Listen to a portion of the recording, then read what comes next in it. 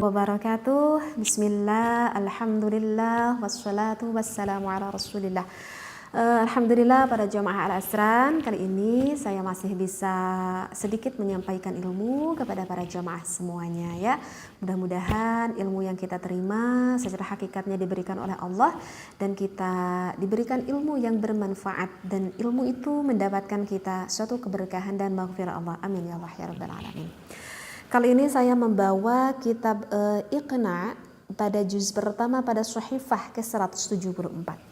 Di sini di dalam pembahasan ini dikatakan kita kan udah mengetahui ya bahwa jika pasangan suami istri setelah melakukan berhubungan maka itu mempunyai hadas janabah, dan tentunya jika punya hadas janabah mewajibkan kita untuk melakukan mandi besar. Itu udah pada paham, udah pada tahu teh? Iya.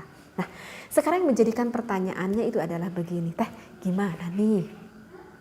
Maaf banget ya, maaf ya. Ini misalkan gimana nih teh, suamiku kan umurnya itu udah agak lumayan nih, udah agak 50 tahun ke atas misalkan. Nah pada suatu malam misalkan aku itu ingin berhubungan gitu dengan aku. Tetapi suamiku itu misalkan impoten. Sehingga ya paham gak apa impoten? Ya impoten itu jadi barang milik sang suaminya itu susah sekali untuk tegak seperti tiang, susah banget gitu karena impoten gitu. Nah bagi suamiku itu apakah tetap mewajibkan untuk melakukan mandi besar atau enggak? Karena memang ya enggak sampai mengeluarkan air nutfahnya, karena mau mengeluarkan air nutfahnya juga gimana? Susah itu dikarenakan impoten itu nggak bisa berdiri misalkan. Nah itu yang menjadikan pertanyaan, apakah hal ini mungkin saja terjadi? Mungkin aja terjadi ya, apalagi yang bapak-bapak yang udah agak cukup umur yang tidak terlalu sehat badannya. Baik, kalau saya ketemukan di dalam kitab Al-Iqna, di sini dikatakan Bismillahirrahmanirrahim, walladzi yujibul ghusla sittatu asya'a. Mungkin kita sudah mengetahui ya, yang mewajibkan kita untuk melakukan mandi besar itu ada sittatu asya'a, ada 6 perkara. Minha salah satun tashtariku fihar rajalu wan nisa'u, yaitu jika sang suami dan juga istri melakukan berhubungan ma'an ya, bareng-bareng. Wahiyya, dan yang salah sah itu ail ula iltiqa'ul khita. Nah ini di mana sudah bertemu 2 alat khitan, artinya laki-laki dan juga perempuan, biidkhalil hasyafati, memasukkan laki-laki hasyafahnya walau bila qasdin, walaupun enggak ada maksud. Au kana dzakaru asyalla au ghaira muntashirin au qaddaraha min maqtu'iha farjan min imra'atin walau mayyitatan, walaupun kepada mayit katanya. Nah, oke. Jadi gini ya. Kalau yang barusan udah saya baca di dalam kitab Iqna, jika ada seorang bapak-bapak yang punya impoten, kalau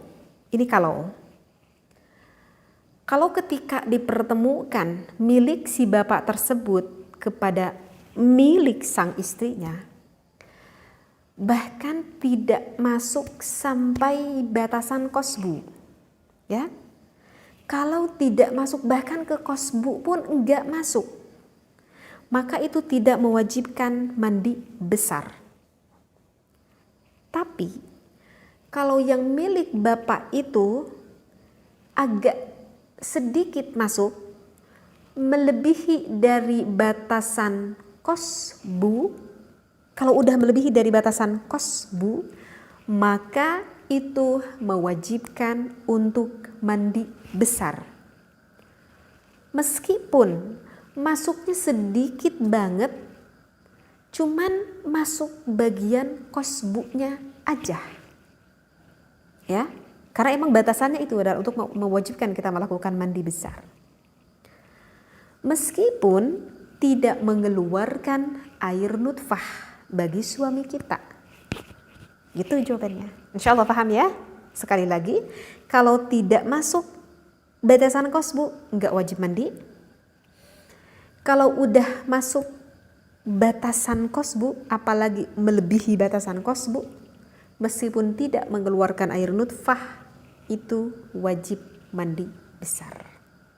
Ya udah gitu, simple jawabannya ya. Oh iya.